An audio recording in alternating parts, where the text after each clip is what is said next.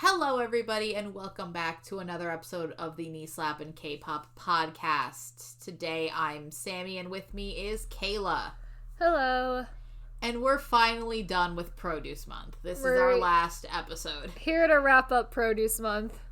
Here to wrap up Produce Month with the very simple question of what happens now? Yes. What is the future of mostly K-pop, because that's where it's ended, and we can touch on C-pop and J-pop because it's still going. I think it is probably affected less in China and Japan as well. But we'll touch on it. But mostly K-pop we're going to talk about because I think that's where the show has had the largest effect. Yeah, the largest change has happened with the produce influence in K-pop. Oh, yeah. So essentially our conclusion of the Produce thesis was Produce has ruined the K-pop industry forever. Yes. That's so just if we really what has just happened. want to quickly get rid of China and Japan really quickly, just get that out of the way and then spend another half hour talking about how much we hate what this has done to the industry. Yes. I think China will continue to just pump out this show forever. We had mentioned about how we don't know necessarily if China is gonna still be able to do the two simultaneous shows that are exactly with the same gender. Yeah, just airing the same show at the same time with the same gendered group. So maybe one of those is gonna die eventually. But I do think that it's popular. It makes decent groups that can be used at least for marketing purposes. Yeah. And it seems like they can have a steady supply of trainees forever. And it seems genuinely still popular, and they've managed to perfect being able to change it every season. So I don't see why this show would end. At least one season will continue on. And how we've talked about how C-pop generally isn't that popular, idol C-pop isn't that popular of a genre of music anyway. So these Produce shows pumping out these groups aren't doing a lot to affect the overall music industry there to begin with. So no. So, I think a lot of them are used for marketing purposes anyway, because I see them do a lot more commercials than I do albums. They don't release a lot of music. No, but I also think that's another C-pop issue where it's you release music much more like an American artist where you take long stretches of time between projects. Yeah. But I think generally, we can't say what the world is post-Produce in China because it's still I don't know if we'll ever have a world post-Produce. It is and we've talked before how Produce is less so being used for the purposes of creating an idol group, but more so as a showcase for a lot of actors or people who are already debuted in C-pop groups and stuff like that. Now it's getting really international as well, so it's less about making the group to begin with, and it's just sort of this showcase of fun performances and watching these trainees grow and have fun and go on adventures and field trips and whatever that they do on that show and now do too. And do fun summer camp. Yeah, essentially. Which is exciting. And I think that that's a more fun way to take the show. I think if both of those seasons were taking a competition angle to the show, they would not survive. They would be the exact same show at that point.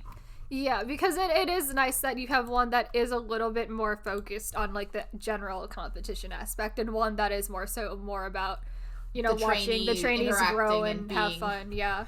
Which at that point, I don't know when they just transitioned that show to not be a competition and just be, hey, here's some trainees, let's send them to summer camp.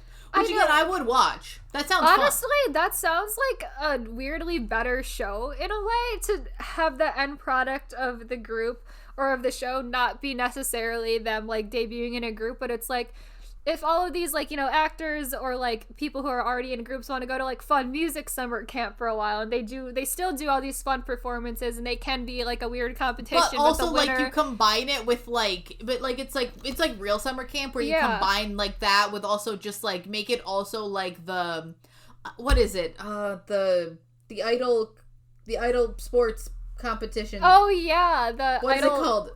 ISAC, I don't know what, Idol School Athletic Championship that thing, they do, where it's they also somehow do archery and races. That'd be really fun. Yeah, and I think there is a Chinese equivalent to that, because I've seen some Chinese idols do it. Mm-hmm. There is an equivalent, but I also think it would be just really fun if you just made it for trainees and it's like, you're going to do a, this week you're also going to do that, but also here's a fun mini challenge of an obstacle course. Like, now it's just actually summer camp. Like, and it's like, we can still have, like, we're going to do these fun, like, performances, and, like, instead of the winner getting, like, bonus votes or something, you're gonna go on, like, a fun field trip or something. It's like, just get rid of all of the stakes, have it be, like, a fun, like, learning, growing experience for everyone on it, and then just, like, send everyone away at the end, and we don't really win anything out of it. Like, that's actually, like, a much better show. Mnet, if you want to adapt this for Korea, call us. Every episode we've made shows for you. Call me. We've made you this offer multiple times. Hire us. Hire us. We'll make you all of the money, because that seems like so much fun. That's a way better show. No one wants competition. They just want the idols to be happy. Yeah. Damn it. So be happy and feed them. Mm-hmm. All right. I like how the more we talk about this series, the more we just create different versions of the show that are better. Like, yes. We've created multiple versions of Produce that are just like, this is a better show than Produce ever was. This is a better show than they could ever do. So hire me and I will make a better Produce. Mm-hmm. Because I at one point had, in a related thing, thought of, like, when the unit was airing, I was like, I thought of a better way to run that show, whereas, like, instead of them, because, like, the whole point of the unit was them rebooting, like failed idols, or quote unquote. I was like, what if instead of having them come on and compete as individuals, you have them come on as groups, compete as a group together, and then the winning group gets, like, funding for a comeback or something. Oh, that'd be fun. Yeah. And it wouldn't be, and you don't need, like, 200 trainees, you just need, like, 5 groups. Yeah, and I was like, that seems like I would watch that show, like, more than I had any desire to watch the unit, so. Yeah. Mm-hmm. So that's C-pop, technically. Sure. J-pop, I just think we're gonna get more boy groups. I like that. I do like that we're making more, like, K-pop style J-pop groups. Yes. Because I enjoy them a lot. I like the J-pop groups that sound like K-pop. Because now there are several of them that are like branch groups of Produce Japan, which I enjoy a lot. So I want more of that. Yes, they're great.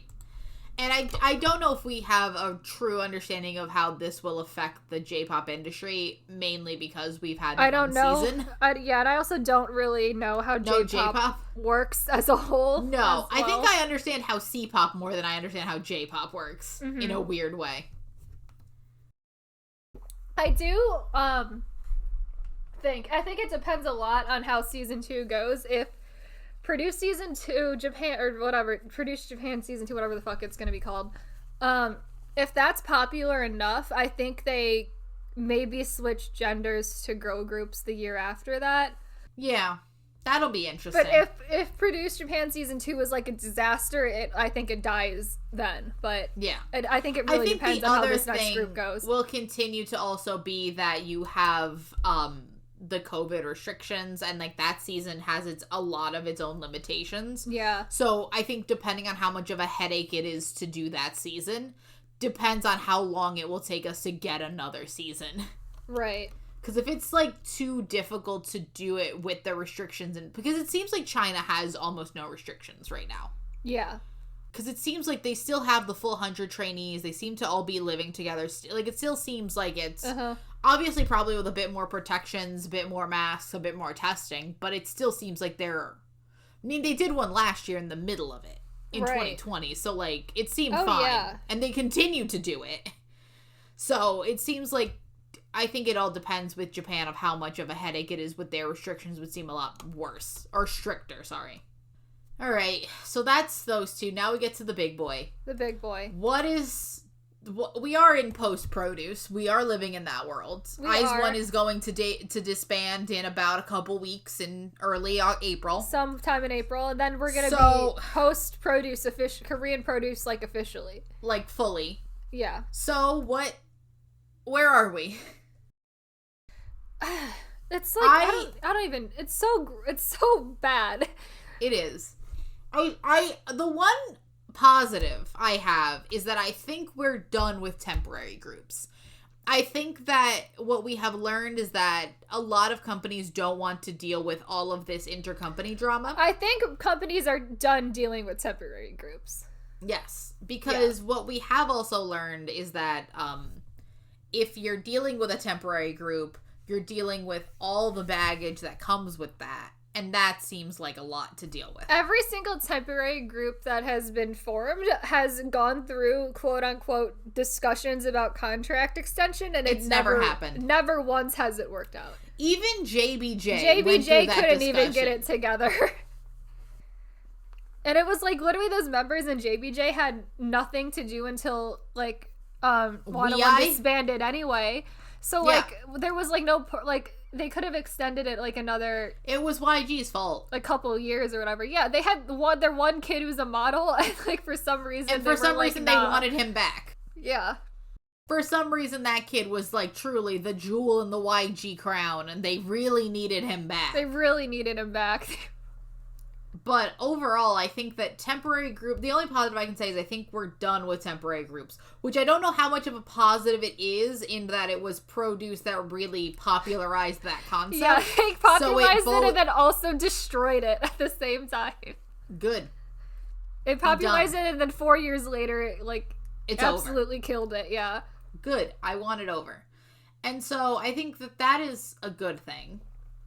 So now survival shows as a whole will definitely still continue because they existed beforehand anyway. I think that what really changed was how much a group will now have survival show contestants. I don't know how long it will take for that to stop. I don't think it will ever stop, to be honest. My thing with that is I think in a couple years, because since we're not getting a lot of those because we used to get that all the time with like people that were on K-pop Star or K-Star Maker or whatever. What was that one? K-pop Star and also K6 or whatever. There's another one. Yeah, there's another one. I forget what it is. Superstar K. Superstar K, that's what it is. Yes. But you'd get that for like one or two, and they would have been on that show before they were even trainees. That would have been like their intro to the industry, and that's how they got into their company. And I think that will continue on. But I think that, we're still getting kids from Produce Season 2 debuting, so I think it's going to take a lot of years. Who was in No Mercy debuting this year. True, that was in 2015, like 2014? That was 2014 because it made Monstax. And Monstax would be 2015, so 2014. So I think that we're still getting that, but I think that if we're truly done with these intercompany shows, I think they might fade. Oh, you know what? We say that the temporary group is gonna die, and then we forget about Girls Planet 999. Fuck. That is happening. I want that not to happen, so I have now just, apparently my brain is refusing. We just live the fact that Produce on steroids is just going to happen. I don't want it to happen, thus I have decided that my brain is just going to refuse to acknowledge it. I don't want it. I don't think anyone saw the trailer for that show and was like, yes, this is the show I want right now, is Produce but on steroids. True. No one wants it. My thing with is I don't know how popular that will be.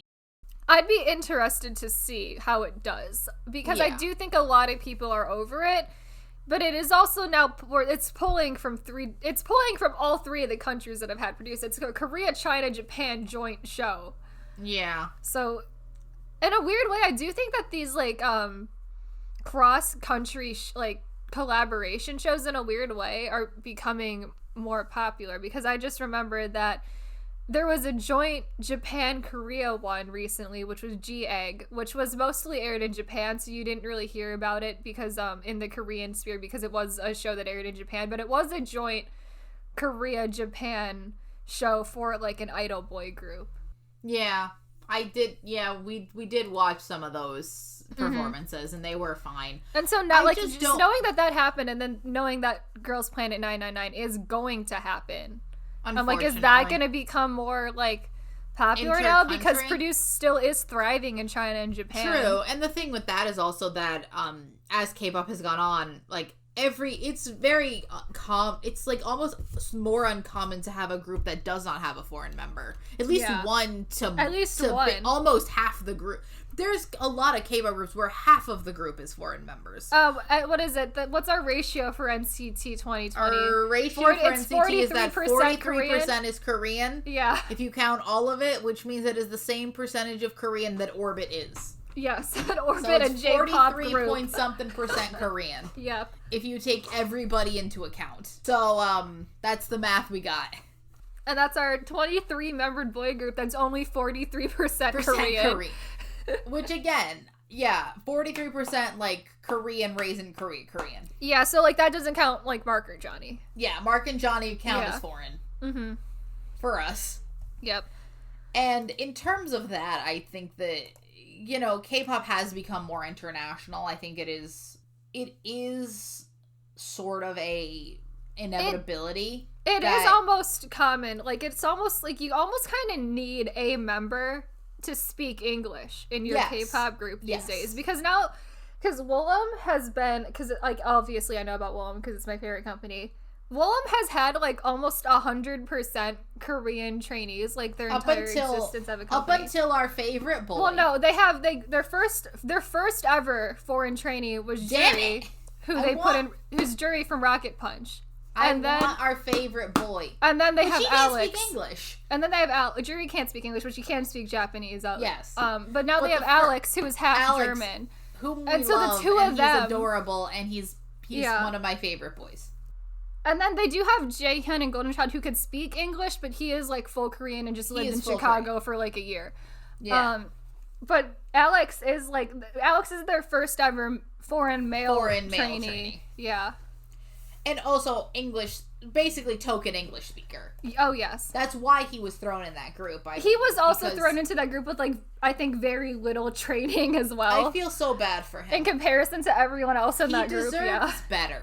He deserves so much better. I feel so bad for him. I think they're getting better at, like, actually acknowledging that Alex is there now. I think they are. Because it looked so sad. Because I've watched some of their more recent, like, behind-the-scenes stuff, and he seems, like, more comfortable there now. It just took them a while. He does not seem like the redhead, like, this is your new brother. He's your new redheaded stepbrother. Have fun with him. Because all of those everyone else in that group has known each other at least through Produce X. And a lot of them pre-Produce X. They made it a point, and this is the only thing I watched of Drippin' was the one of their first interviews. It was what I said. It was the one where they introduced Alex, and I'm like, this kid is Korean Yang Yang, essentially. He is Korean Yang Yang. I would love for them to meet. Yeah. Please meet. I would love I need them to the meet because they're gonna have overlapping promotions, I'm pretty sure. So I need them to meet. I'm so excited. Yeah. I would be so excited to be a fly on the wall for those two. I need them to meet. And I need them to just have a conversation in German. It'd be the cutest thing. But also, back to that interview was that they essentially make it a point to say that they have known each other for years and know each other's families. Barely know Alex. We barely know him. We barely know him. He's right there. They just, like, throw that out, like, all the time. Like, in their early debut stuff, he's like, I don't know Alex that well. We don't really know Alex that well. Sorry. And I'm like, I get it, but also he's, like, right there. And I was like, I get it because you guys have known each other a long time, but also you don't need to remind me of this, like, every 2 seconds. Like, I get it. You're awkward enough around him that I understand it. Yeah. But also, he's, like, right there. Mm-hmm. Just, like, kind of sitting there quiet. Mm-hmm. He's a sweet boy, and I love him. Yeah. He's a very sweet boy. He's very sweet. But, again, him and Yang Yang need to meet. Back to Produce.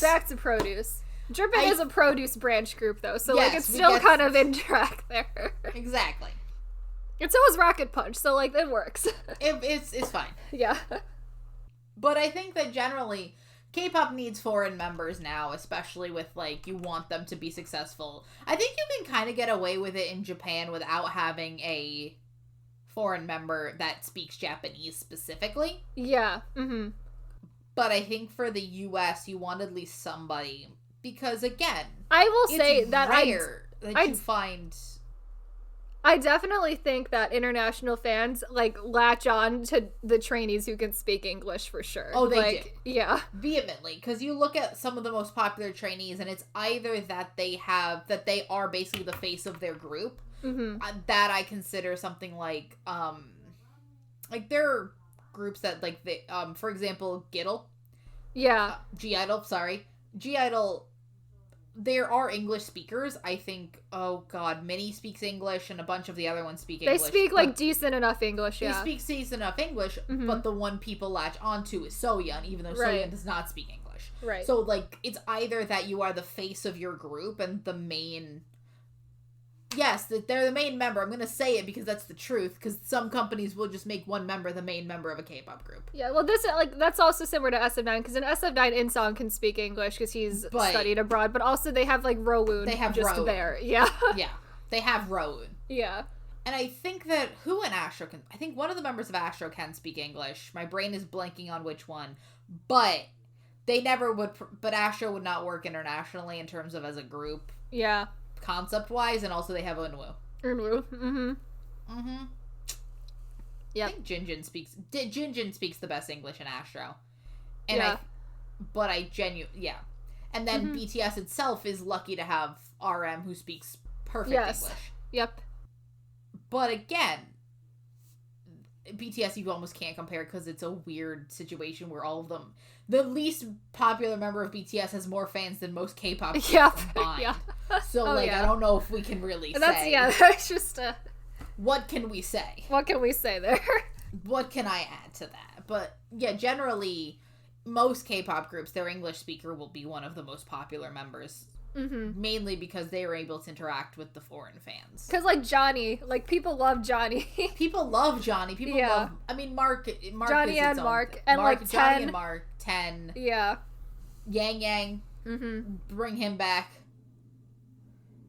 Lucas. Oh, people love Lucas, too. Lucas can speak decent English. He's a very sweet boy. And the other thing with a bunch of the ones we just mentioned they are also in Wavy, which is a Chinese group, which is also that they are being pushed in a completely different market as well.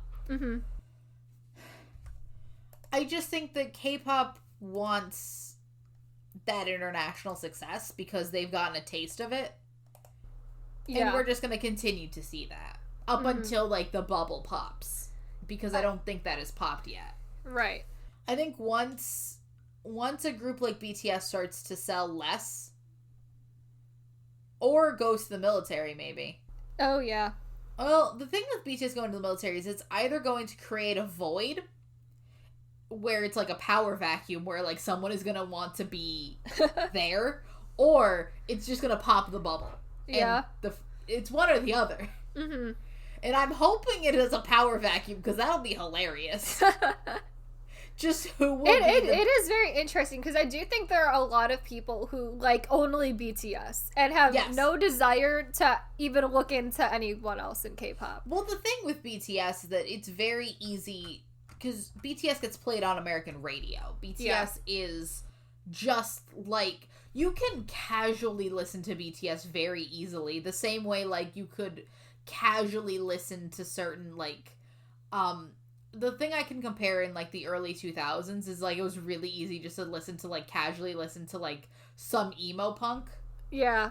Like, Avril Lavigne and very mainstream stuff, and you did not have to look any deeper into it. Right. And it's very easy to be a very casual BTS fan. Because now BTS is just... money. Because BTS is now just kind of integrated into, like, the top 40 American pop music scene, so... BTS has multiple Billboard #1 hits. When in the world, when we started listening to K-pop, did we think that we could say that a K-pop artist is just casually a member of, like, of just, like, the top 40?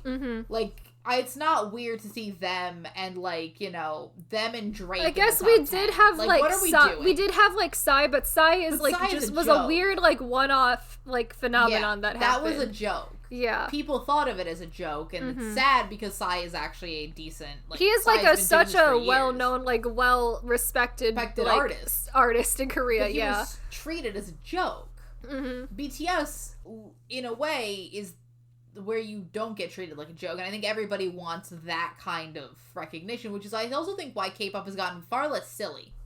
Yes. Like, we don't get the weird, silly K-pop that we did in, like, the early 2010s. Oh, like, yeah. We don't get, like, the Big Bang, like, you don't get Fantastic Baby anymore. True. I mean, you can even just compare Fantastic Baby and Bang Bang Bang. Yeah. Both, which I guess is different because Big Bang did grow up a lot and they are a completely different kind of person. They're not like weird teenagers doing this. Yeah. They were like grown-ass adults about to go into the military. Right. Different kind of people. But like you compare those two songs, which are essentially the same song, just done differently.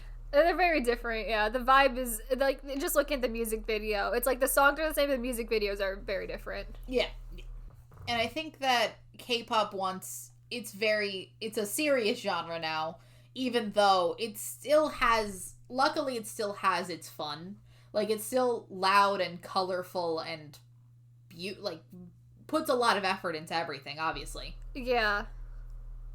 But it is at a very different place than it was in the early 2010s. And I'm trying to see, like, there's, trying to think of a song that's a good comparison of, like, just something that was, like, real wacky in, like, the early 2010s that, like, you wouldn't see these days. I think you could almost compare, and this is sort of a weird comparison, like, take The Boys and, like, Black Mamba, or something like that. Yeah. Like, take early SNSD and, like, what current girl groups are doing. Twice and SNSD. Similar, but, like, Twice had these weird, wacky not Twice. SNSD. My brain apparently is now confusing them. Never thought that would happen. The two of them do have, like, I think very similar careers, though. They have very similar career arcs. Yeah. But I think that you look at a lot of early SNSD, like, you look at, like, which is a cheerleading concept, and how that's treated, and you look at Cheer Up, which is also a cheerleading concept. Very different, very weird. Like, the styling is also extremely wacky in that, sometimes. Yeah. And then you look at Cheer Up, which is just very cute styling.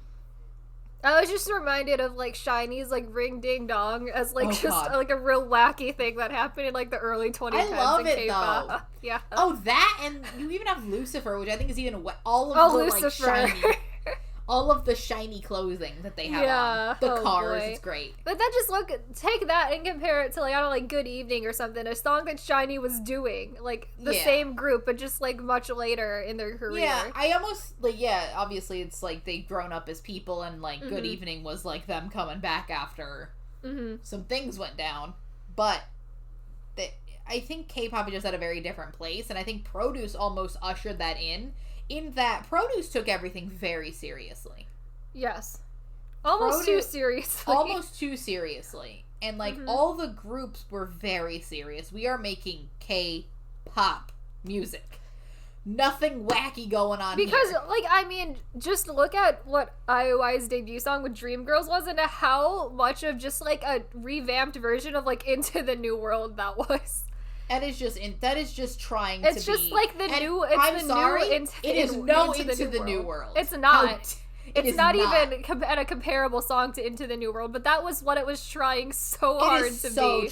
Yes, you can even tell from, like, some of the shots in that video that they are trying to do an Into the New World That was what I think really thing. sold it. I was like, there's like one-to-one comparisons you can make from that and Into the New World, and, like, people were, like, accusing it of plagiarism when that song first came out because of that too. Yeah, so. I mean, it's not plagiarism, but it was heavily inspired by Into the New World, for sure. Heavily inspired, and it is it knows what it's trying to do, and it's just not really as successful because, you know, it is what it is. It was a worse song for sure. It was a worse song. It's also, I think, the worst IOI song.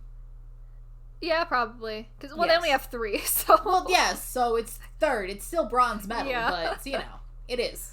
And then you have... But even if you compare... I think they even got... of all of what Wanna One did is just, like, that's just real generic K-pop, everything that Wanna One did. And then you have Eyes One, which is not as generic. I think they still try to do that elegant concept. Eyes One definitely has, like, a very specific style, but it is still very K-pop. It is very again, I'm not K-pop itself, but none of this has been wacky fun. No one has gone weird. None of the styling is weird. No one is in weird bad outfits. No one is off doing, like, Like, no one's making I Got a Boy anymore.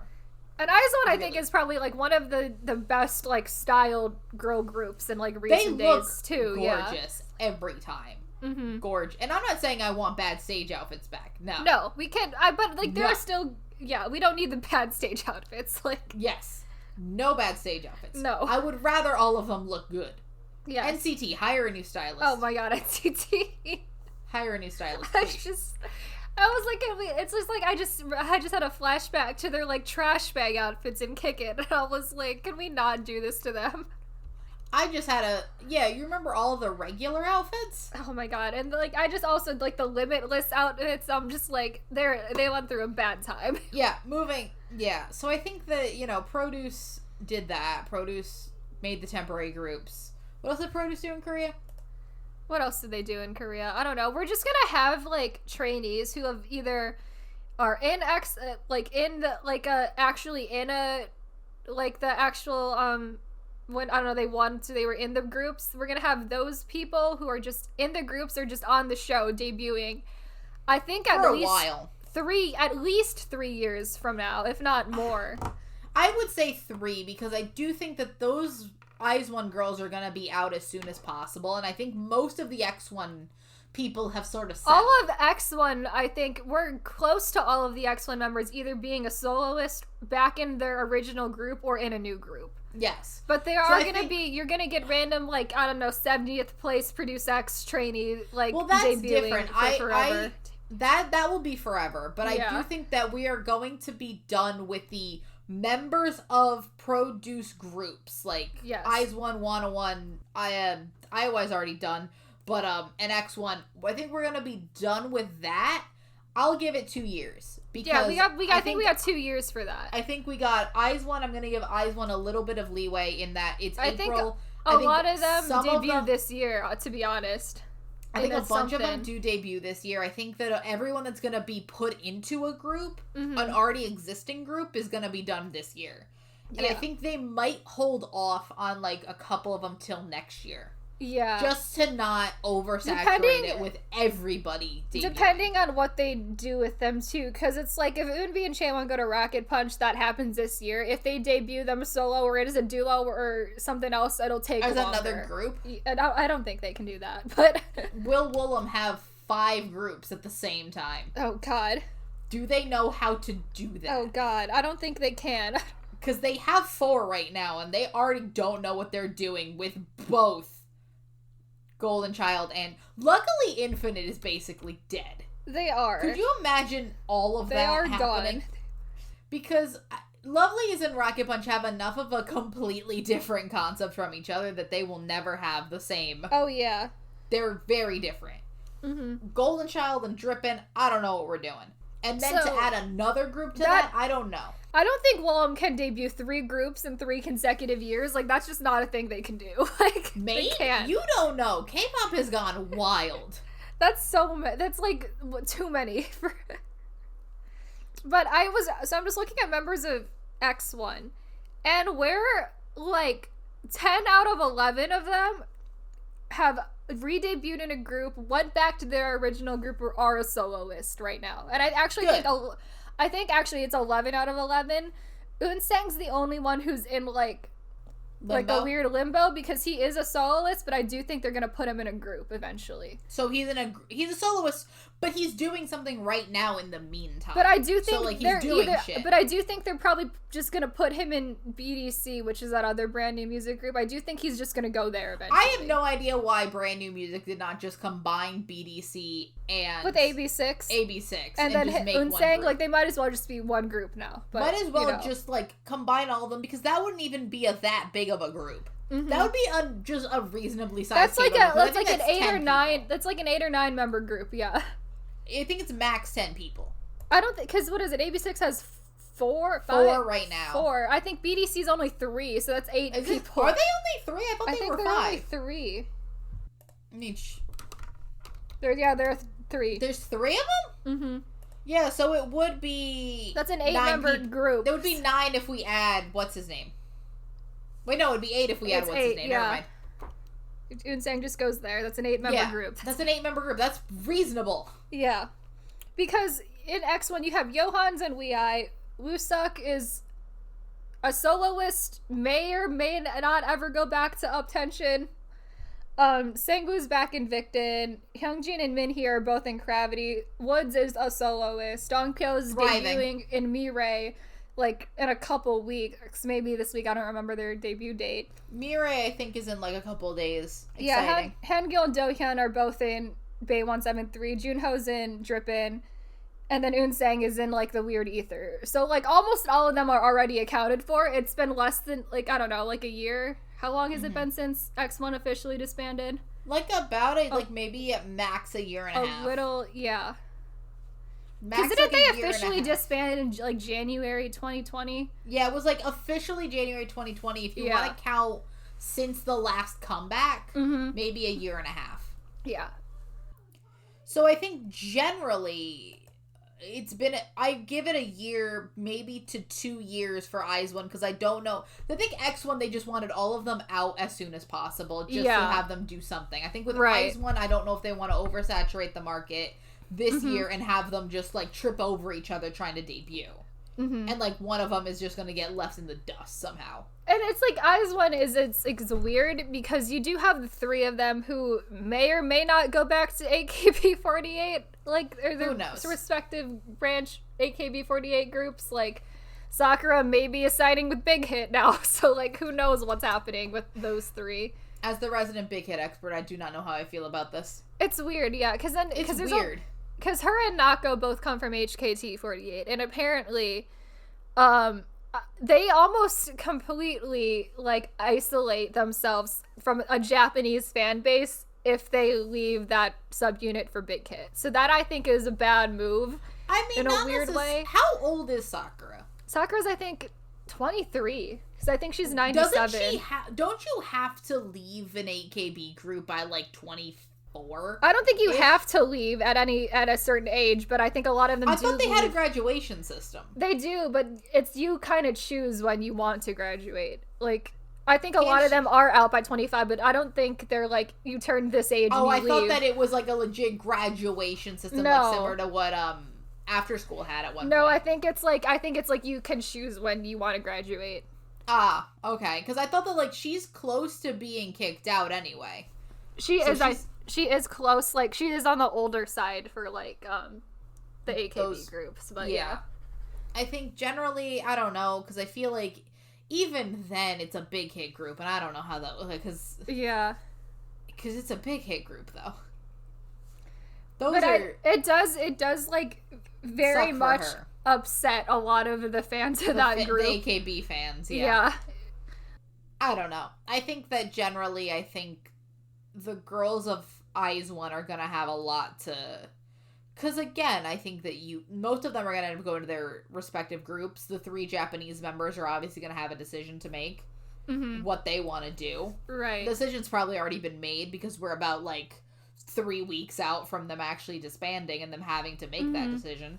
And IZ*ONE is, and I think they're in a weirder position than I think IOI was when IOI disbanded, because with IOI, it was just they were either going to debut solo or their company is going to debut a new girl group, and that's what's happening. But with IZ*ONE, it's in a weird spot where, like, some of their companies have just debuted another group. I mean, so it's like, do they get added to that group, or, like, do they just push out another group? Like, it's weird. Yeah, because IZ*ONE had that issue, but most of them ended up debuting in that, being added in the middle of IOI. Well, that's why half of them were not in... Gugudan debuted in the middle of IOI. That too. Yeah, and then, like, they put Yeonjung into WJSN, and then the one girl from Daya was already in Daya. She was already in Daya? Yeah. Oh, I thought they added her. No, she was already added was already there. And, like, most of them that were gonna do all that were already doing that while IOI was happening. This, obviously, now they've decided to make the contracts exclusive, which is probably for the best. Yeah. I don't know if a group that only lasts, like, 3 years should also have subunits, because, no. Right. You don't have time to make your group music, much less subunit music. Oh, yeah. I do think that, Starship definitely just debuts a new girl group with the IZ*ONE members. do they have another girl group to add them to? WJSN is too old. They can't. Yeah, they can't put them in WJSN. They can't put the 15-year-old in WJSN. So WJSN has been like 5 years at this point. They definitely just debut a new girl group. You just debut a new girl group with that. I don't know what Chaeyeon does, because I think she has potential to go solo. But I also think WM could also just put out another girl group. I mean, again, this is the 6th anniversary of Oh My Girl. They could. So I think we're in the right time. And we're like 3 years out from ONF, so they could. Mm-hmm. I think that there's a lot of possibilities with the future of IZ*ONE. Yeah. I also don't know how, because there's always somebody that ends up leaving their company. Yeah, So I wonder who's that gonna be. Because who else we have? We have Eunbi and Chaewon, and I think there's actually high chance one of them leaves Woollim. Or both of them. Both. Because if they have to wait for... Okay, picture that's this. The thing with them. If they don't mini put them in IZ*ONE reunion Punch. is Big Hit. The mini IZ*ONE reunion is just all of them leave just and go to Big Hit. And that's how we make the Big Hit girl And that's group. how you get like IZ*ONE subunit just as a new Big Hit group. Look, Big Hit is like, we don't trust female trainees. We've been burned. Now let's make our first group by already established female trainees. Yes. The background check has already been done by others. Because apparently they... If you don't know what that's a reference to, look it up. It's hilariously bad. Look up a little group called... Oh boy, that was Look horrible. up a little group called Glam. Oh, that was so bad. That's horrible. Yeah, I do think K1 becomes like Sohee of IOI and just disappears into the ether. Because it's like, what are they doing with that? True, maybe. Minju, I think, also has potential to disappear into the ether. Like, I don't really know what the two of them are doing. I don't know if they could just make someone disappear into the ether post IZ*ONE, because they've had enough time to prepare. They have, in a way. They know that this group was going to be popular, and they've had 3 years to just basically be like, out. What are we going to do post this? If they did not prepare, that's on them. That's their fault now. That's their fault. Mm-hmm. I want to know, what do we think they're going to do with Won Young, who's still a child? Well, she's one of the Starship ones, so I think her and Yoojin are just going to be in the Starship group. Yeah, but my thing with that is that do they pull a Somi and make her age a little bit and wait? I don't know. Because she's still a child. She is still a child.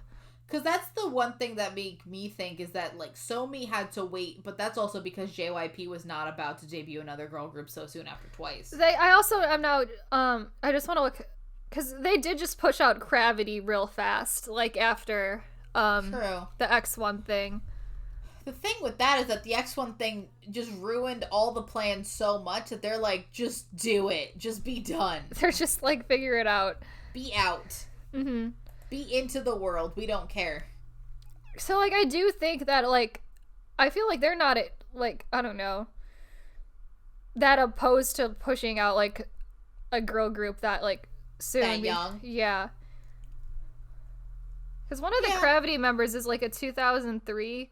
So, like, Won Young's not that much younger than that. So, like, I don't think they wait. I think maybe they wait, like, a year. But, like, I don't think they're gonna, like Somi waits, like JYP did with Somi, and make her wait so long that she got fed up and went to YG. At the last minute, too, because they were about to debut another group. Alright. So, we now just have a list of... I don't know what else to say about the IZ*ONE futures. Yeah. I think we literally went through everyone. We did go through everyone, essentially. We've mentioned in the past episode that Yena, I think, goes to Everglow. I think, like, she's, like, confirmed almost. She's Everglow just going to be in Everglow, yeah. She fits into Everglow so well, concept-wise, too, that just seems right, that she goes to Everglow. Yeah. And then, yeah, Yuri, I don't know what Yuri does. She's in Stone Music Entertainment. I don't understand. They might just push out a girl group, but I don't really know what she does after IZ*ONE. She's another one I'm not entirely sure what they're going to do with. Because she is their main vocal, but I don't necessarily think she can hold her own as a soloist as much, because I don't think stage presence and dancing-wise she's as, like, polished as, like, you know, Chaeyeon or, like, Eunbi could. But, so I don't really know what they do with her. I think she thrives if they debut her in another girl group, but I don't know how long that'll take. Yeah. She might leave her company, go to another company, and debut in another girl group. I can see that. That's what I'm saying. There's always gonna be people that will end up leaving the company and going to somebody else. So I think all of them are gonna debut relatively quickly. Yeah. If not this year, then next year. I see a decent amount of them figuring something out this year. Yeah. It's like we're like not even a year and a half past X1 and all of them have figured it out. Yeah, so I feel like, or at least doing some pre-debut stuff this year. Yeah, doing some type of solo or acting, or they're doing something this year. Yeah, because I don't see them all debuting this year because I think that companies are too smart to just oversaturate that market. Oh yeah, with like 10 girl group debuts post Eyes One plus everyone else is already planning to debut. Right. But at least all the pre-debut stuff is they're going to start the reality shows, they're going to start the pre-debut singles, and then officially debut next year. Mm-hmm. So that's that. And then do we want to talk about all of the other... As a fun exercise, we took our 15 boy groups that we talked about last year, plus a couple of ones who have debuted or are set to debut this year. Yes. And we have put them into categories of how many of them have a member who has been on a produce season. Not necessarily one. A lot of them who have one. Season. But at least one. Have one. But a lot of them you just have to have been on a season. And then we have a contingent who were formed on a non-produced survival show. Then we have a member from a non-produced survival show. So not the entire group was formed, but someone was on a produced survival show. And then we have nothing. Just the groups that we'll get to the two groups that are nothing, and it's we'll get there. We'll get there. Okay. We'll end on that. How about we end on the groups, the only groups left that have nothing. So we have 8 groups who have a member from produce. And those groups are... Do you want to talk about each one of them, or do you want to talk about them as we can just kind of go. All right. So we have Drippin'. Yep. Our boys. Our boys Drippin'. Bay 173, Gravity, Ghost 9, We-I, Elas, and the 2 that are going to debut but haven't debuted yet. In like a couple of weeks, recording, maybe will be debuted by the time this episode is out. I don't know exactly what date. I don't remember their debut dates. Yeah, but it's in March. Mirai and Cypher. Mm-hmm. I looked at Cypher before we started this episode and was just like, oh, so they were on... One kid was on from the 9, one kid is from Produce X. One was on No Mercy. One was on No Mercy, which is the show that made Monsta X. Yep. And then 2 of them were on Mix 9. Yeah, and it's like, cool. What? Great. What are we doing? This is also a group that is like 100% being produced by Rain. Yeah. K-pop idol Rain. Great. Mm-hmm. And it's because I'm such a big fan of what Rain is doing with his music these days. Look, maybe he'll make good music for other people. Rain is still a pop. So I listened to Cypher's album track preview. For a group that's named Cypher and being produced by Rain, their music is a lot chiller than what I was expecting. It actually I like chill. So it's very much in the realm of music I like. It's very like fun, chill music. My big problem with it is I find their vocals incredibly annoying. And I don't think I can actually listen to them because a lot of their vocalists are very nasally, and I'm like, I really like this music, but I can't listen to the vocals. And so I think that's gonna be a problem. I haven't listened to it, so I'm excited now. Yeah. Mirai's the group that's gonna have Dongpyo from produce X1. He's in DSP, and then Elas has just a random... Elas and Ghost 9 both have just members who are on Produce X. We-I has a little bit of everything. We-I is a disaster of like a survival... There's just like a weird amalgamation of survival show people. We-I has everybody. Yeah. And then we have Gravity, which has... It has 2 X1. Bay 173 has 2 X1, and Drippin' has an X1. So a bunch of people that were on, and then a bunch of people are in those groups that were also just on the show. Every member except for Alex and Drippin' was on Produce X. So yeah, I think Mirai I'm interested in because it's DSP. DSP has not made a successful boy group since SS501. Since SS501. SS5, So, and I bet you there's people, the 3 people listening to this by this point, who don't know what SS501 is. no. I like one SS501 song I like a lot. 2 SS501 And that's songs. about it. But they don't have that many other ones. No. But, yeah, no. I'm interested to see what Mirai is like. Yeah, I'm excited for Mirai. I think that we've talked about our opinions on all these groups when we talked about them. And I like a good majority of them, too. So. I think all of them are good. None of these are... Well, Gravity is not my favorite. Neither is Ghost 9. No, but I wouldn't say they're, like, the worst. Like, I think it's mostly because of what they're given to do. I don't think Gravity currently has a song on, like, in contention on the worst songs of the year list, though, so... Look, it's very bad, but I don't know if it's necessarily the fault of the members of Gravity. It's not their fault. They were given a very bad song, is what I'm saying that generally the members aren't terrible. I'm saying the members are not terrible. The group's given bad music. They're doing the best with what they're being given. It's unfortunate, but they're and I think it's a similar thing with T1419, which we'll get to. Mm-hmm. Who's not on this list? Because I don't think they have anyone. Are they on? Oh, should we put them then here? And then no. And then nothing? I think so. Unless I just forgot to put them somewhere else. But I don't think they have anyone. Well, and I feel like that's correct, because you know how they did the stupid thing of not revealing faces or names? Feel like we would not. I feel like if there was someone from a show, like, people would have recognized them. So, to move on to the next category is groups that were just formed on a survival show, or something similar. We have Lucy, ENHYPEN, 2, and Treasure. A lot of these were formed on Mnet survival shows. Yep. 2 was called... 2 was To Be World Class. That was World Class. And that was the survival show that Mnet decided they were going to air right after Produce X voting scandal came out. And I'm like, that's a bold move. Yeah, which is what buried that show, because I forgot that show happened until 2 was debuting. Yeah. And then we have an entire coverage of ENHYPEN's Island performance. Mm-hmm. Lucy was from Super Band. Yes. And then Treasure was from YG Treasure Box. Yeah. Which, again... These shows will continue to happen. These shows, always. I prefer these shows. I do too.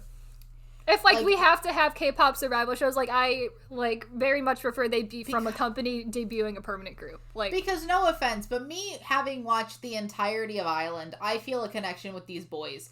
I have also watched the entirety of various seasons of Produce. Yeah. And I feel not as much of a connection as the rest of these. I have a great connection. The rest of these groups, I don't care. I have a great connection to J01, but they're a permanent group, so, like... Exactly. Yeah. I think that you almost have this, like wall with these temporary groups where I know that at some point, I am not, like, it's... Like, they're gonna disband. This is, like, exactly how I have such a weird, complicated relationship with IZ*ONE, because I love them. They're, like, probably my top favorite girl group as of right now. And I, like, was actively wanting them to disband, because I'm like, I just kind of want them over, like, at the same time. And it's, like, weird, because it's, like, you almost, in a way, it's better to, like, expect their disbandment and, like, kind of actively want it to happen, because then your heart breaks less when they actually disband and you get yourself too invested into it.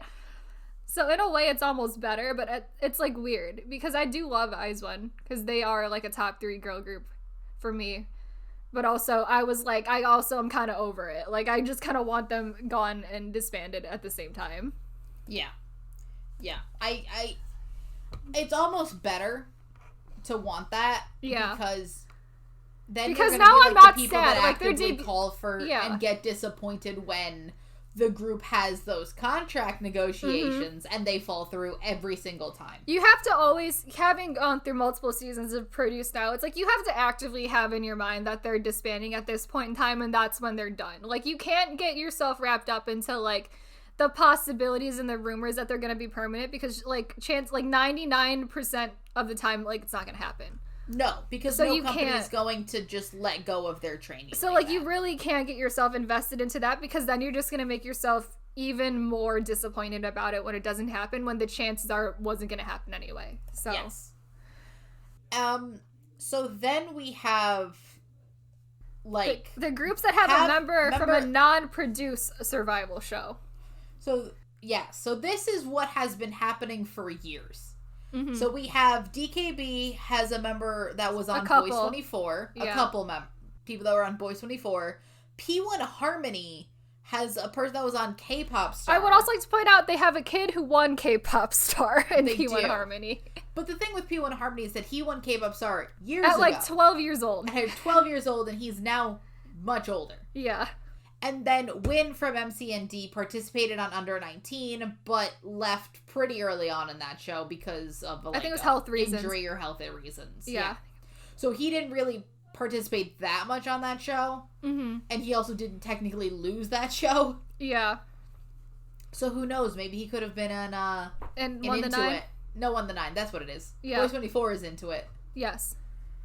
But yeah. So that is something I think will continue to happen. We're just gonna especially keep stuff like K-pop Star. That used to be mostly how this worked. I actually think both K-pop Star and Superstar K are done airing. Yes. I think both of them are just gone. Yes. Good. Because 12-year-olds would win that show, and I'm like, what's happening? K-pop Star was a weird show. Years later, just debut in random K-pop Star was such a weird show. It was. That would be how people got into company. Jay was on. That's how Jay got into JYP. Yeah, it is. K-pop Star. It is. And that's how Baggy Dam got into YG, was through K-pop Star. Oh God. Because he was on the same season as Akmu. Oh God. He was runner up to Akmu when he was like a 10-year-old. Yeah, and all of them ended up in YG. Yeah. For better or for worse. Mm-hmm. Yeah, so I think generally I think that will continue to happen, that people will be on random shows and just randomly show up other places. These like groups getting formed through survival shows will just continue to happen, and you're inevitably going to have these people who don't losers. There will be losers of those seasons who are then going to go into different groups. So that'll just keep happening. There's another thing where there's only one group in this category that we have where I think this is a thing that's becoming more popular, where you have people who were previously in like not successful K-pop groups that had like short lifespans and then disbanded and then are re-debuting into another group. And that's a thing that's becoming very common. So the group here is Kingdom, because they have 2 members of Varsity. Yep. And then you have, like, for example, and I think where we want to talk about Omega. Oh, Omega X. I think this is also where we get to talk about Omega X, because Omega X is a new boy group that is debuting, which essentially says, and I'm just gonna read the quote. I think you just have to read the quote of what what they're gonna be. So Omega X will be comprised of 11 members, and all 11 members will have experience in survival shows or are key members of their current boy groups. Due to this experience, the group is expected to show amazing performances and visuals that cannot be rivaled by current rookies. Yep. So this Omega X is just the ultimate culmination of all these other groups that we've talked about. I'm also very confused by them if they're saying that current boy group members are going to be in it. So is this like a weird project group, or what is this? Or is this like a permanent group of like if it's like a Super that are M dead? Is it like a weird Super M style? Like the people are gonna come do an Omega X song and then go back, or is and then this do like other a shit? weird translation issue where it's like when they say current boy groups, they mean like relevantly disbanded current boy groups, like I don't know what that means. No, but so by the time this episode comes out, we'll know some of the members. As of right now, I think we're 2 days away from them starting to reveal members. Mm-hmm. They're supposed to reveal them on the 5th. They're going to start the 15th, so, like, we recorded this beforehand. We don't know. Yeah. But I am genuinely... The fact that this is the selling point of this group. They're calling themselves, like, Avenger-style K-pop group. And then it's, like, funny that they're saying that, because these are essentially, like, failed survival show trainees as well. Yeah. It's... Yeah. And I just saw, like, this, like, the description of this group, and I'm like, yes, this is what survival shows are doing to the K-pop industry. making this group just the pinnacle of what is happening. Yeah. This is just what we're gonna get more of. This is what we have now. But the thing is, I feel like post-produce and post everything else, I think we're just gonna get, luckily, less shows. Hopefully. I think Mnet will continue to have one show, and mostly you can ignore it. Yeah. Because they've had multiple shows already, and mostly you can ignore it. Mm-hmm. Mnet has to have, like, one K-pop-esque, like, survival show airing at any given time. I think they just have one time slot. Yeah, that they have to fill with, like, a K-pop show. Exactly. They have to fill it with something. And it's like, I would rather we get more, like, you know, Kingdom, Queendom, Road, Hit the Stage-esque shows in that time slot, rather than we're getting, like, Girls Planet 999. Like, true. Like, I'd much prefer that. Even, like, Island 2, like, put Island 2 in there instead. Don't make Island 2. I don't want Island 2. Ignore what she said. Island 2 is a girl group, so... I don't want an Island 2. They are making Island 2. They are, but I don't want it yet. I think it's gonna happen, like, this year, isn't it? I don't think it's this year. I think they're still doing the auditions for it. I don't know if it's gonna be this year. But, I will say, I'm hoping that with the success of Queendom, with the middling success of Road to Kingdom, and with the success of... And with the probable success, because everybody's so excited for it, of Kingdom. Can tell by just, like, our podcast statistics on the Kingdom episode that people are very much... I don't know if they're excited about Kingdom. I think that those groups have enough of a fan base that people are going to watch. People will watch it. I don't know if people are going to enjoy it, but a lot of people will watch it. I think it'll overall be if you don't think of Kingdom as a competition, which I don't think of it as a competition because it's not. Because no one has anything to gain or lose on Kingdom. Exactly. So. Exactly. So I don't think anyone has anything to gain or lose, thus, you know, we're fine there. Mm-hmm. But I think that hopefully we will get more shows that are just, like, Masked Singer is very popular. Things like that are very popular. Can we have more shows like that? Mm-hmm. Where it's like, I'm not looking at people's life and death, like, struggles for fame. No, I don't want that. I just want to see everybody dancing and having fun. Yeah. With, like, naked, I want, and this is, we keep bringing up Hit the Stage because we recently just rewatched all of the Hit the Stage performances. Every performance from Hit the Stage. Yes, and I remembered that show is so good. Mm-hmm. And I like this idea of a competition show. But the competition ends at the end of the episode. Yeah. I want that to be a thing more. Mm-hmm. Honestly, yeah. I would so much rather have that. I like the shows where the stakes are like either there are no stakes or the stakes are like so much lower, are just like so much, I don't know, easier for me to like watch and get invested with when I know that people's like careers aren't on the line. So. And people are just not going to go home extremely upset. Yeah.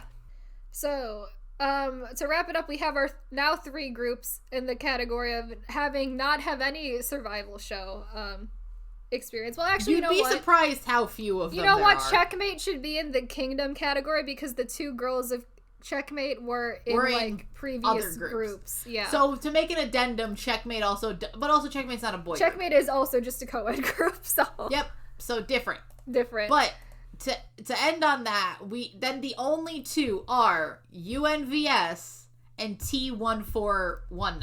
Yeah. It's 1419, right? I wrote 1429. 1419. Yes. That's it. Yep. Of the groups, of all 14 groups that we talked about, and plus everybody that debuted this year, 2 of them have had no affiliation with anything. And a UNVS is still old. Like, there's like an asterisk next to UNVS because they like debuted in Taiwan first and then decided they weren't successful there, so came over to Korea to debut. So there's like a weird like asterisk on them too because they're like not even really fully in the K-pop like realm per se. No, they're like weirdly half K-pop, but also half like Taiwanese pop. I don't really know. It's like Dan knows more about that, but I know that there's like a weird like career path that UNVS went through. So it's like it's so technically if we're gonna go with pure like, we have just debuted. It is T1419. And we've already talked That's about the last competitor standing, everyone. T1419.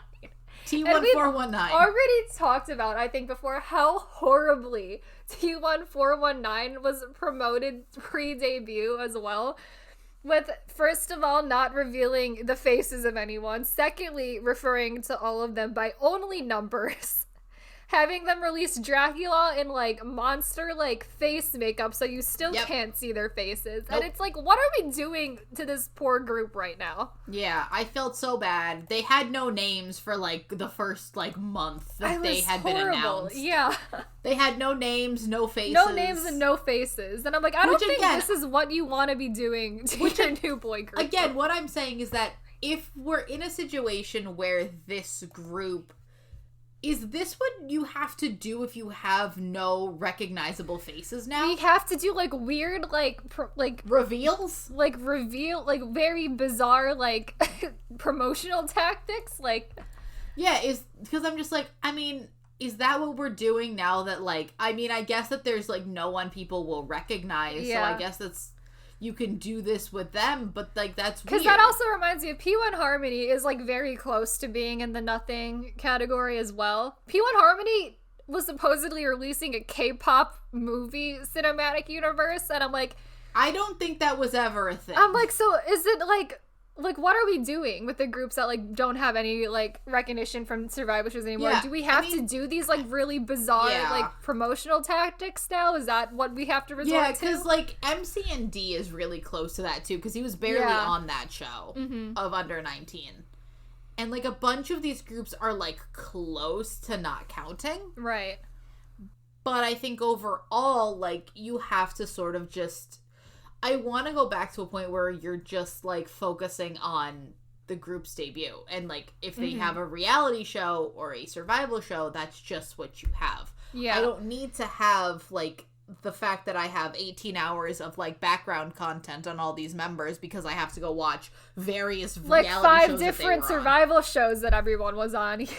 And I also feel bad for these kids that are forced to do them. I know, and some of these kids on multiple shows, too. Yeah. Like, it just reminds me of One Us, where just, like, One Us was on so many survival shows before they debuted. Yeah. And it just is a lot. It's a lot to, like, put these, like, teenagers through, like, years and years of just, like, a gauntlet of survival shows before they can even officially debut. Yeah. Like, and that's the one thing I will give, like, the foreign produces over the Korean produces. The foreign produces, either you are an established person and you're doing this for fun, like in China, wherein you will just go back to your group when you're done, or you're about to debut in a group anyway, and you don't... Or Japan, where you go on this show... You're just off the street. And you're off the street. And if you didn't like, being an idol on the show, then you just go back to your life, or you decide you do want to pursue it, but you can just, like, kind of figure, like, I don't know, you can still figure out a career after that, but you're not so far into it. Or you can go on to Twang 2021. Yeah. Thriving. Go to Twang 2021. Exactly. But the thing with K-pop is that they are so young.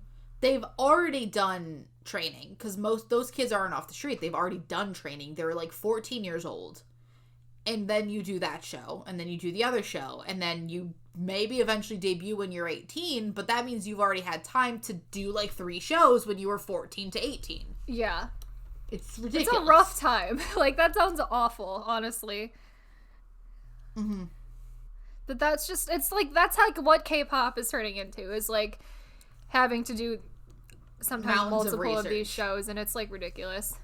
I kind of just, if we're gonna do one, and I remember when we used to say that those shows are cruel, and then you have the people doing multiple of them. I want to get back to a point where you're doing one show and then debuting. Yeah. Or one show and then debut a few, like, the kid that did No Mercy. The kid that did No Mercy only did No Mercy. Yeah. And that was years ago. And that was years ago. And didn't do any of the seasons of Produce, anything else, and then is now debuting. Yeah. I prefer that, because that's heartbreak, because it took him that long to debut. Yeah, the fact that some of these kids are going on like a survival show, failing that survival show, and then going on another survival show in hopes of doing there, and then a lot of times failing again, like that's just brutal, like to go through multiple of those. It reminds me of like Icon, who were just like forced onto double survival shows. They were no forced, choice of the matter. Look, I will say I've Back never to back felt survival more shows. emotional on a survival show than I did with Climax. Climax is like really emotional. The weird thing with Climax, and this is a tangent that we're now going to go on because we're never going to talk about these shows. The thing with Climax will just always be that is a performance for the person that's going to win that show. Yes. That is like that is like priming you to like see them succeed. And then you like lose. 10 minutes later you watch them fail. Yeah. And I'm just like, what? I knew they were going to lose. Oh yeah. But like you watch that performance and like BI is just like a solid minute of him just in silence. It's just, rapping, oh my like, god, and it's like real emotional. And then you just like, everyone is crying. Yeah. It brings everyone to tears. And then 10 minutes later, winner has won. Like Team A won. And I'm like, what? Yep. What are we doing? Oh boy. It is a great performance. It is nice. So good. Yeah, it is nice having like gotten into K-pop after both Win and Mix and Match were over and knowing that both of those groups were fine. Like, oh yeah. Like if I did not know that Icon had debuted, that and been like as I sad watched both time. of them, I watched both of them post the Icon debut. Yeah, because I was curious, and I was just like, oh thank God, like you just thank God watched they're both that okay. season, and that season almost primes you to think that Icon will I know, win. because YG seems to love Icon. Like, I mean, I love Icon. Like, Yeah. Icon is great. the entire show, it's like there's like weird like favoritism to Icon, and then they don't win. And then they lose. Yeah. And then they have so much of the favoritism, and then they do Climax, and then they have like this great finale performance, and then like it's just winner. priming them to win, and then it's like Team A wins, and it's just like, what? Since when? Mm-hmm. I'm sorry. I love Winner. Winner's great, but Yes. what? This just reminds me of like having learned about Orbit. Like, if I had watched Produce Japan before Orbit had debuted, I would have been real sad. Like, Same. I would have been so sad. So knowing that like Produce Japan had like a JBJ equivalent and like all of my favorite people were in it, I'm like very happy. Like so much like more happy about that. So now that we're off of the Icon tangent, Yes. anything else? I guess Do we have any thoughts to just wrap up Produce Month as a whole? We're done. We're done. I'm tired. There's so Our much. life has been consumed by this series for the last 3 months. It's really been a lot. Like, but I also so don't know much. how it does not consume my life anymore, because I don't remember what my life was before. yeah, what was my consumed life by before Produce. watching 11 seasons of Produce? It changes your life a little It bit. really You see does. the world differently. Like, I'm a different person now. Like, I'm a very different person than I was when we started this. I'm happy I went on this journey with another person. Yes, Because I would have lost my mind by myself. I don't watch all 11 seasons of the show if I'm doing it myself. Like, there's no way. There's no way.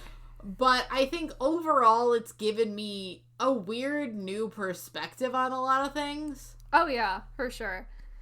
Especially on like cpop and like J-pop a little bit, but like I know a lot more about cpop and I listen to a lot more cpop now than I ever did before. Mm-hmm. Which is nice. Yeah, it's like opened up the horizons a little bit. It's also just made me look at K-pop a little bit differently, of like, oh, so yeah, this show like has really changed. Yeah, having to like sit down and think about what the Korean Produce has done to the K-pop industry has kind of been like a lot. It's very eye-opening, but also I'm like, this show is horrible. Like, I hate it. But also, like, I watched 11 seasons and did not really complain. No. There was, like, because it was mostly, like, enjoyable. Like, I enjoyed a vast majority of it, too. There was, like, a couple of low points, but, like, I did enjoy watching most of these seasons, so. Yeah. I think overall, I have gained a new, because I dismissed a lot of produce very early on. Mm-hmm. And I think it has given me, like, a perspective of, like, oh, no, this show has its merit. Yeah. And, like, it's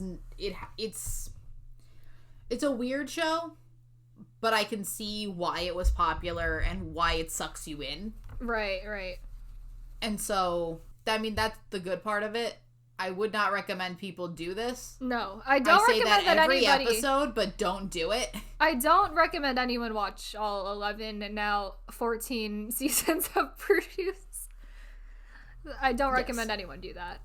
No, not especially You not can. Especially you not can. in a Just don't do it in a month. Yeah, I especially don't do it in the 3-week span that we did. So yeah, like you can. I would just say take like a year. Because we had originally planned to space this out over like 3 months, and we did it in 3 weeks. So yeah, we're like the kind of people that just do things very like, oh, we have to do this. Great, we're just gonna do it now. Because I think we had initially planned on doing Produce Month in May. We did, but then we were like, no, we need to do it in March because of how we're planning the podcast. And it was like, well, now we gotta watch 5 more seasons of the show like right now.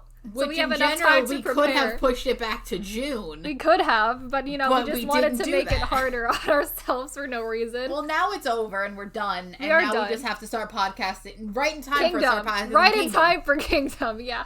I'm excited for Kingdom, genuinely. I am very excited for Kingdom. I think I don't necessarily think I'm gonna enjoy it, but I'm excited in a weird way. I'm excited to watch it with people. That I've now learned I can't watch any of these shows by myself. No. So if I watch it with people, we're good. Yes, I also want to rope in like Lucas and Dan for like one episode of the Kingdom coverage each. Each of them gets one episode. I kind of want to rope them into one episode. That will be fun. Yes. But so that was the episode. That was Produce Month. That was the episode. That was Produce Month. We have one more bonus video. Yes, we have one more Produce bonus video because we realize that there are 5 Wednesdays in March. Yeah, there's 5 Wednesdays in March. Surprise! So you're gonna get that. And so, that was... you can go watch all of the other bonus videos we made on Produce Month. They're all very fun. They're very good. Mm-hmm. I like them a lot. They're some of my favorite bonus videos we've ever made, personally. I do enjoy them a lot. All right. So, we are on all the podcasting sites, Spotify and all of that. And if you're listening on that, we are on YouTube. We have a K-pop Instagram and Twitter, which we don't use that often, if you care. But, follow us if you want. Follow us there if you want to. Yep. I don't. Sure. Kayla's the social media manager. I am, and I neglect the Instagram a lot. A lot. I do tweet out when our episodes come out. Sometimes I remember the bonus videos, but it's really depending on if I remember or not. Ooh, yeah, nah, it's fine. Yep. And then, yay. So that's it. We'll see you next week. We're done with Produce Month, so no more Produce content. No more Produce content. You're gonna get a fun game next week. How about that? Yes, we do have a fun game next week. We have a fun game next week. Mm-hmm. And then we're gonna start going back to your regularly scheduled K-pop content. Quarter 1 will be in April. Yes. Kingdom, all sorts of more regular podcast content. It won't just be Produce anymore. We are done with only doing Produce content, so yes. All right. Bye. See you next week. Bye.